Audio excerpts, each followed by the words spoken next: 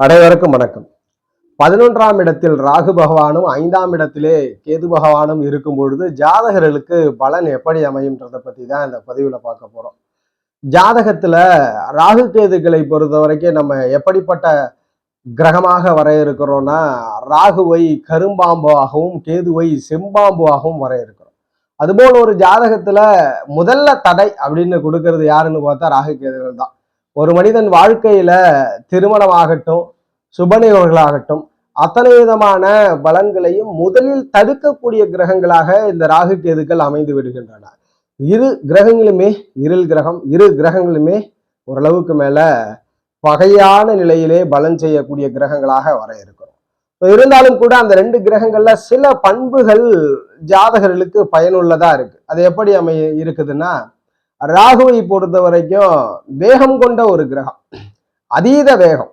ஒரு ஜாதகரை மிக குறுகிய காலகட்டங்களிலே மிகப்பெரிய செல்வந்தராக்குவதும், செல்வந்த நிலையில் இருப்பவர்களை வீழ்ச்சி பெற செய்யறதும் இந்த ராகு பகவான் தான். மற்ற கிரகங்கள் போல் பொறுமையாகவும் நிதானமாகவும் அல்லது அந்த காரகங்களின் அடிப்படையில பலன் செய்யறது இல்லை ராகுவை பொறுத்தவரை. ராகுவுக்கு இயல்பு காரகங்களாக போகக்காரகர் எதையும் திருப்தியின்றி எடுத்துக்கொள்வார் என்று சொல்லப்பட்டாலும் கூட, அவர் எந்த வீட்டில் அமர்கிறாரோ அந்த வீட்டு அதிபதியினுடைய ஆதிபத்திய பலனை தன் காரகங்களின் மூலியமாக, தன்னை பார்க்கக்கூடிய கிரகங்களின் காரகங்களின் மூலியமாக, தான் இணையக்கூடிய கிரகங்களின் காரகங்களின் மூலியமாக ராகு செயல்படும். இதற்கு தான் நம்ம என்ன சொல்றோம்னா, ராகுவை ஷேடோ பிளானட், எங்கு அமர்கிறதோ அந்த இடத்தை கிரகித்துக் கொள்ளும், அந்த இடத்தை கிரகித்துக் கொள்ளும், அந்த கிரகத்தை கிரகித்துக் கொள்ளும், கிரகத்தினுடைய குணாதிசயங்களை கிரகித்துக் கொள்ளும். இப்ப எல்லா கிரகங்களை பார்க்கக்கூடிய கிரகம், இணையக்கூடிய கிரகம், அமரக்கூடிய இடத்தெல்லாம் கிரகிச்சிக்கக்கூடிய இந்த ராகு வேகமா செயல்பட போகிறார். அந்த வேகத்திற்கு நம் முன்னோர்கள் எப்படி விவரம் கொடுக்கிறாங்கன்னா, பாம்பினுடைய தலையாக விவரம் கொடுக்கிறார்கள். எதையுமே எடுத்துக்கொள்ளும், அதில் திருப்தி பெறாது, வேண்டும் வேண்டும் என்ற பேராவல் ராகுவிற்கு உண்டு. இப்போ எல்லா கிரகங்கள், இணையக்கூடிய கிரகங்கள், பார்க்கக்கூடிய கிரகங்கள், அமரக்கூடிய இடத்தெல்லாம் கிரகிச்சுக்கிற ராகு 11ஆம் இடத்துல அமர்ந்துறார். முதல்ல ராகுவை பற்றிய பார்த்துடலாம், அடுத்து பலனுக்கு போலாம். அப்ப அந்த ராகு கிரகிக்கக்கூடிய பண்பு கொண்ட ராகு எப்பொழுதுமே வேகமா செயல்படுறார். அந்த வேகம் நேர்மையா இருந்துட்டா பிரச்சனையே இல்லை. உதாரணத்திற்கு வேகன்னும் பொழுதுதான் பயணத்தை பத்தி நாம சொல்லியே ஆகணும். ஏன்னா மனிதர்கள் அத்தனை நபருமே பயணப்படக்கூடியவர்கள் தான். அந்த வகைகள்ல வேகம் ரொம்ப முக்கியம். எப்படின்னா, கடந்த ஒரு 50-60 ஆண்டுகளுக்கு முன்பெல்லாம் பயணம்ன்றது ரொம்ப கஷ்டமான விஷயம். ஒரு நபர் ஒரு மாநிலத்தையோ ஒரு நாட்டையோ கடக்க வேண்டும்னா ரொம்ப கஷ்டம்.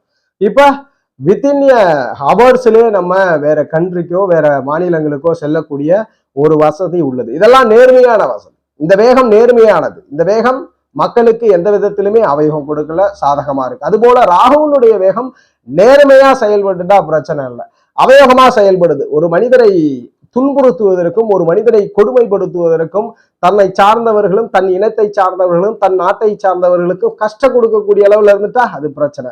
அப்ப அந்த ராகு எப்பொழுதுமே கிரகிக்கக்கூடிய, பார்க்கக்கூடிய, அமரக்கூடிய இடங்கள் அத்தனையிலுமே இயற்கை சுப கிரகங்கள், லக்ன சுபர் அல்ல, இயற்கை சுபர்களான குரு சுக்கிர புதனுடைய தொடர்பு ஏதேனும் ஒரு வகையில பார்வையோ இணைவோ அந்த ராகுவிற்கு ஏற்பட்டு விட்டால் அந்த ராகு யோக ராகுவாக செயல்படுவார். யோக ராகு என்றால் நேர்மையாக செயல்படக்கூடிய நபராக இருப்பார் அப்படின்றது விதி. அதே போலதான் ராகுவிற்கு இணைவு பார்வை தொடர்பெல்லாம் இருள் கிரகத்திற்கு கிடைச்சிருது. சில பேருக்கு உதாரணம் வந்தெல்லாம் தர்மகர்மாதிபதியே சனி பகவான் தான். சனி பகவானுடைய தொடர்பு கிடைக்குது, செவ்வாயினுடைய தொடர்பு கிடைக்குது. அந்த ஜாதகம்லாம் என்ன பண்ணுவார்னா, அந்த வேகம் அத்தனையுமே சுயநலமிக்கதா இருக்கும். கண்டிப்பா அவரும் வெற்றி கெடுப்பார், ஆனால் சுயநலமாக தனக்கு மட்டுமே சாதகமான நிலையில் கொடுப்பார். எப்பொழுதுமே நாம் ஜோதிடமும் சரி, மனித குலங்களும் சரி, எப்பொழுதுமே நேர்மை பண்பை வெளிப்படுத்தும் பொழுதுதான் அந்த குலமும் சரி, அந்த நபரும் வாழ்க்கையிலே பெரிதளவும் பாராட்டப்படுவார், பெரிதளவும் போற்றப்படுவார். அந்த அமைகள்ல எப்பொழுதுமே ராகுக்கு இருள் கிரகம் இல்லாமல் ஒளி கிரக தொடர்பு யோகத்தை கொடுக்கிறதுன்றத வரையறுக்கிறோம். இப்போ முதல்ல ராகு ஒரு பாவத்தில் அமரும் பொழுது அந்த பாவத்துல உறுதியா பலன் செய்யணும் அப்படின்னா அந்த வீட்டதிபதி ஸ்தான பலத்தை பெறணும். எல்லாமே இருக்குது. ஒரு மனிதன்கிட்ட பல கோடி பணம் இருக்குது, ஆனா அவர் இருப்பது ஒரு வனத்துல, காட்டில் வசிக்கிறார். என்ன பண்ண முடியும்? பணம் பிரயோஜனம் இல்லை. அதுபோலதான் ராகு இத்தனை குணங்களை வச்சிருந்தாலும் அந்த குணத்தை வெளிப்படுத்தணும்னா வீட்டதிபதி வலுக்கணும். ஸ்தான பலத்தோட வந்தாரா ராகு பெரிதா பலன் செய்ய போகிறார் அப்படின்றது உண்மை. அடுத்து கேதுக்கு வந்துடலாம். ஞானக்காரகர், மோட்சக்காரகர். ஒரு மனிதன் கண்டுபிடிப்புகளை நிகழ்த்துகின்றார் என்றால் அதற்கு கேது கண்டிப்பா துணை புரியணும். அதுபோல் கேது தடைக்காரகர் தான். கண்டிப்பா எந்த ஆதிபத்தியில் அமர்கிறாரோ அந்த ஆதிபத்தியத்துல சிறு குறையை கொடுக்கிறார். ஜாதகர் அந்த ஆதிபத்தியத்தை முழுவதுமாக உணரும் பொழுது அந்த குறையிலிருந்து நிவர்த்தி பெறார். கேது தற்சமய தடையை கொடுக்கிறார், உணர்வுக்கு பிறகு வெற்றி கொடுக்கிறார். கேதுவை பொறுத்த வரைக்கும் இன்னும் சொல்லணும்னா கும்மிருட்டிலிருந்து வெளிச்சம் பெற்றவர், இருளிலிருந்தும் ஒளியை பெற்று விடுவார். அதனால்தான் கேது ஞானம், முன்னோர்களுடைய அனுபவம், முன்னோர்களுடைய ஆசையெல்லாம் அந்த கேது கொடுக்கிறார். முன்னோர்களிடமிருந்து கடத்தக்கூடிய பண்புகளை இந்த கேது கொடுக்கிறார். சில அமானுஷ்யம் மற்றும் கண்ணிற்கு புலப்படாத செயல்களில் ஜாதகர் வெற்றி பெறுவதை கேது கொடுக்கிறார். அதனாலதான் ஆராய்ச்சியாளர்களும் புது கண்டுபிடிப்பை நிகழ்த்துவர்களுக்கு கேது முக்கியம், ஆராய்ச்சி படிப்புக்கு கேது முக்கியமா இருக்கிறது. தடை கொடுக்கிறார், தடைக்கு பிறகு வெற்றி கொடுக்கிறார். கேதுவுக்கும் அதே பிரின்சிபல்.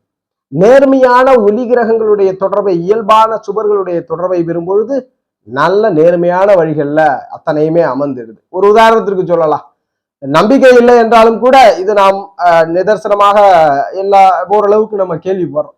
இந்த அமானுஷ்யங்கள், மாந்திரிக தாந்திரிகங்கள்லாம் பிறரை வஞ்சிப்பதற்காக, பிறரை பழிவாங்கும் நோக்கத்தோடலாம் செயல்படுதுன்னா அப்ப அந்த கேதெல்லாம் இருள்ல மாட்டிக்கிட்டான். ஒரு பூஜை புனஸ்காரம் பண்றான், மனிதர்களுக்கு நல்ல விஷயங்களை பண்றதுக்காக நிறைய நல்ல பண்புகள்லாம் பண்றாருன்னா அந்த கேது யோக ஒளி கிரகங்களோட தொடர்பு. இதுதான் கான்செப்ட். அப்ப கேதுவுக்கு வீடு கொடுத்த கிரகம் வலுக்கணும். கேதுவுக்கும் அதே பிரின்சிபல் தான். கேதுவுக்கு வீடு கொடுத்தவர் வலுத்தால் பலன் அதிகம். இப்ப ராகு கேதுக்களை பத்தி பார்த்தாச்சு. 11ஆம் இடம் என்ன சொல்லுது? உபஜய பாவம், ஜாதகருடைய லாபத்தை உள்ளடக்கியுள்ள ஒரு பாவம். இந்த லாப பாவத்துல ராகு அமர்ந்துடுறான். அதுபோல 5ஆம் இடம் ரொம்ப முக்கியமான பாவம். முன் ஜென்மம், நிகழ்ஜென்மம், அடுத்த ஜென்மம், 3 விஷயங்கள் இதுல கனெக்ட். 5ஆம் பாவத்துல 3 விஷயங்கள் கனெக்ட். கோணத்தில் ஒரு பாவமான 5ஆம் இடத்துல உங்கள் முன்னோர்கள் யார் என்று சொல்லலாம், உங்களுடைய மனநிலை எப்படி இருக்குதுன்னு சொல்லலாம், வரக்கூடிய குழந்தைகள் எப்படி இருக்குன்னு சொல்லலாம். 3 உலகையும் இது கனெக்ட் பண்ணுது 5ஆம் இடம். இங்க கேது அமர்ந்துடுறான். பூர்வ புண்ணிய பாவத்துல கேது அமர்ந்துடுறான். 5ஆம் இடத்துல தான் மனிதனுடைய மனநிலைமை, சந்தோஷம், அவருடைய வாழ்க்கையில் எதை அனுபவித்தாலும் திருப்தி பெறுவாரா அப்படின்றத 5ஆம் இடம் சொல்லுது. இங்க கேது அமர்ந்து விடுகிறார். 5ஆம் இடம் பேசிக்கா பார்த்தாச்சு. கேது 5ல் அமர்றார். என்ன பலன் கிடைக்குதுன்னா, ஜாதகருக்கு பூர்வீகம் இருந்தாலும் பூர்வீகத்துல இருக்க விடுறது இல்லை, பூர்வீகத்தை விட்டு விரட்டி விடுகிறார். ஏதோ ஒரு வகையில லக்னம் வலுத்து கோணாதிபதிகள் 9ஆம் அதிபதி மற்றும் லக்ன வலுவை பொறுத்து ஜாதகருக்கு வெளியிலே தூரதேச வேலைகள் அல்லது வேறு மாநில வேலைகளை கொடுத்து அனுப்பிச்சிடுறார். சில பேருக்கு மனதுல எப்பயுமே ஒரு குழப்பத்தை கொடுத்துடுறார், குழந்தை தடையை கொடுத்துறார். பெண் வாரிசுகள் அதிகமா இருக்கும். கேது யாருக்கெல்லாம் 5ல் இருக்கும், பெண் வாரிசுகள் அதிகமா இருக்கும். துணைவருடைய வலுவை பொறுத்து சில ஆண் வாரிசுகள் இருக்கும், அதிகம் பெண் வாரிசுகளை கொடுக்கிறார் இந்த கேது பகவான். அதுபோல் பூர்வீகத்தில் இருக்கக்கூடிய குணத்தை கொடுக்கறதுல நல்ல பலன் ஏதாவது கொடுக்கிறார். 5ல் இருக்கிற கேதுனா கொடுக்கிறார். என்ன கொடுக்கிறார்னா, முன்னோர்களிடமிருந்து சில பண்புகளை கடத்துகிறார். முன்னோர்களிடமிருந்து சில பண்புகள் கிடைக்குது. அதுபோல ஜாதகருக்கு ஞானம் கிடைக்குது. அறிவுமிக்க நபரா இருக்கிறார், ரொம்ப நாலேஜபிள் பர்சனா இருக்கிறார். பிறக்கிற குழந்தைகள்லாம் ரொம்ப அறிவு சார்ந்து பேசக்கூடிய குழந்தைகளா இருக்கு, புத்திசாதுரியமான குழந்தைகள்லாம் இருக்கு 5ல் கேது இருக்கிறவங்களுக்கு. அதுபோல ஜாதகரே உண்மையான அன்பை உணர்ந்தவரா இருக்கிறார். ரொம்ப என்டர்டைன்மெண்ட் பர்சனா இருந்து வாழ்க்கையில் மௌனத்தை அளவெடுப்பவரா இருப்பார். ரொம்ப சுறுசுறுப்பா, ரொம்ப என்டர்டைன்மெண்ட் பிரியரா இருந்தவர் வாழ்க்கையில ஓரளவுக்கு மேல பக்குவப்படுத்தி தன்னை ரிசர்வ் பண்ணிக்கிறது, ஒரு தனிமைப்படுத்தி கொள்ளக்கூடியது, மகிழ்ச்சியை பெரிதும் வெளிப்படுத்தாத நபராக மாற்றி விடுகிறது.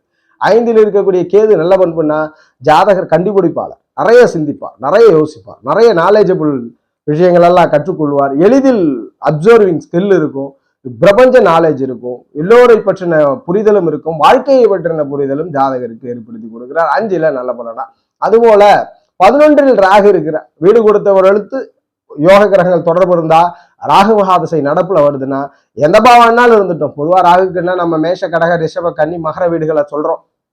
ஆனாலும் கூட உபஜய ராகு, 11ல் ராகு கண்டிப்பாக ஜாதகருக்கு வேட்கை கொடுக்கிறார். தேடல் இருந்துகிட்டே இருக்கு, வெற்றி மீது வெற்றி. ஒரு வெற்றியோடு நின்று விடாமல் மீண்டும் மீண்டும் பல வெற்றிகளை நோக்கி ஓடக்கூடிய அந்த ஒரு திறனை ராகு கொடுக்கிறார்.